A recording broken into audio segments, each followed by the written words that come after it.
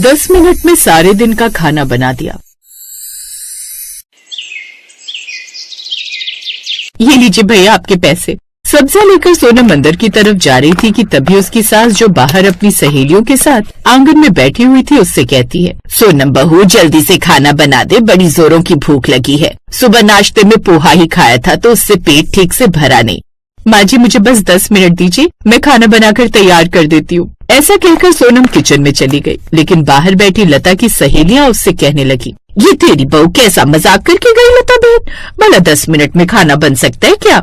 अरे तुम लोग मेरी बहू को जानती कहाँ हो, वो बड़ी ही टैलेंटेड है, देखना कैसे झट से खाना तैयार कर देगी।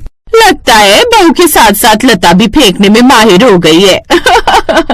उधर सोनम झट से रसोई में जाती है और फ्रिज में रखा भुना हुआ मसाला निकालती है और उसमें दाल का तड़का लगा देती है। साथ ही दूसरी गैस पर वो कुकर में चावल चढ़ाने को रख देती है। इतने में रात का कटा हुआ सलाद फ्रिज से निकालती है और कुछ ही देर में अपनी सास को आवाज देती है, माँ जी आ जाइए, खाना तैयार है।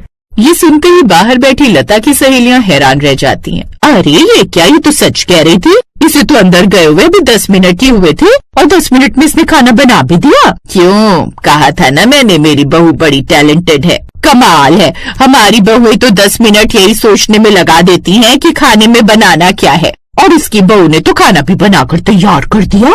ये सुनकर अब लता हंसते हुए अंदर चली जाती है और अब सब मिलकर खाना खाते हैं। लेकिन ऐसा ही अब हर रोज होता। ये देख पड़ोस ने कानाफूसी करने लगी। अरे मुझे तो लगता है लता की बहू है ना, जरूर कोई जादू वादू जानती है, तुम्हें तो झट से खाना बनकर तैयार हो जाता है। सही कह रही हो ना हो, जरूर कोई न कोई तांत्रिक विद्या जानती है शायद, जो झट से जादू करती है और खाना पककर तैयार हो जाता है। उनकी ये बातें लता देवी सुन लेती हैं। उसे उन सब की बातें कुछ अजीब तो लगती हैं, लेकिन कहीं न कहीं उनकी बातों पर अब शक भी होने लगता है। ऐसे ही दिन बीतने लगे और धीरे धीरे हल्की हल्की सर्दी आने लगी। एक रोज सोनम की आंख सुबह जरा देर से खुली। ओ गॉड, आज तो 7 बज गए, उठने में लेट हो गई। वो जल्दी से आंखें मलते हुए किचन की ओर गई, तभी उसकी सास भी वहाँ चाय लेने आ गई।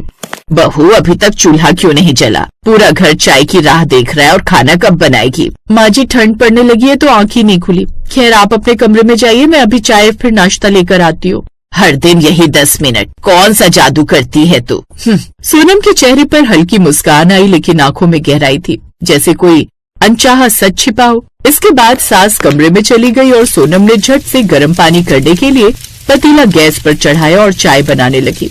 जल्दी से सभी घर वालों को चाय देने के बाद वो कुछ देर बाद नाश्ते और लंच एक साथ बनाने की तैयारी में लग गई और 10 मिनट बाद ही उसने सबके लिए आलू के पराठे के साथ साथ लंच में अपने पति के ऑफिस ले जाने और ननद के कॉलेज ले जाने के लिए पूरी और आलू की सब्जी भी पैक करके दे दी। ये देख सास भी हैरान थी। दरअसल पिछले 6 महीनों से घर में यही हो रहा था, नाश्ता, दोपहर और रात का खाना सब कुछ सिर्फ 10 मिनट में तैयार।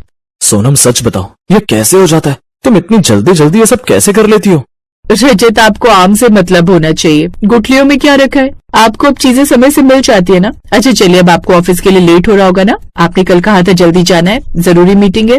ओह हाँ, मैं तो भूल ही गया था। टीना चलो, मैं तुम्हें कॉलेज ड्रॉप कर देता हूँ। सोनम उस वक्त जैसे तैसे बात टाल देती है, लेकिन लता देवी मन ही मन सोचती है, जरूर कोई ना कोई रहस्य तो है जो ये बहू हमसे छुपा रही है।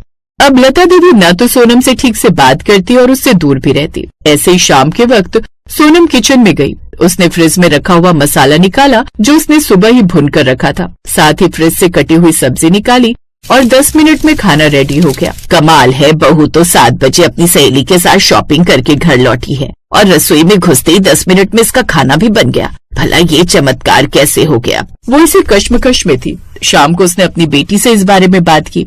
क्या हुआ माँ, क्यों यहाँ से वहाँ पलटी खा रही हो बिस्तर पर? सो जाओ और मुझे भी सोने दो ना। टीना वो क्या है ना, मुझे इस बहू पर शक है, इतने कम समय में इतना खाना कहीं वो बाहर से तो नहीं मंगवाती। लेकिन माँ मैंने तो कभी किसी को आते जाते नहीं देखा। अगर भाभी खाना बाहर से ऑर्डर करती तो कोई ना कोई तो आते जाते देखते ही ना। हाँ बात तो तेरी सही है, लेकिन कुछ न कुछ गड़बड़ तो जरूर है। कोई गड़बड़ नहीं है माँ, तुमने बेकार कई वहम मन में पाले रखती हो। अरे हो सकता है रोज रोज खाना बनाकर भाभी की भी आदत बन गई हो, उनका हाथ जल्दी जल्दी चलता हो। अब सबका अपना अपना टैलेंट होता है। अच्छा माँ, मुझे तो बहुत तेज नींद आ रही है, सुबह कॉलेज भी जाना है, अब आप भी सो जाइए। लेकिन लता देवी को भला नींद कहाँ आने वाली थी, वो तो बस यहाँ से वहाँ घूमे जा रही थी। तभी घड़ी में रात के 12 बजे लता देवी ने देखा कि सोनम दबे पांव किचन में जा रही। हे राम, ये 12 बजे बहू किचन में क्यों जा रही है? कहीं 12 बजे के बाद ये किचन में जाकर कोई जादू टोना तो नहीं करती। हे भगवान, आलतू चलालतू आई भला को टालतू, आलतू चलालतू आई भला को टालतू। उसने घबराते हुए सोनम का पीछा किया। सोनम ने अलमारी खोली तो अंदर से कपड़े का थैला निकाला।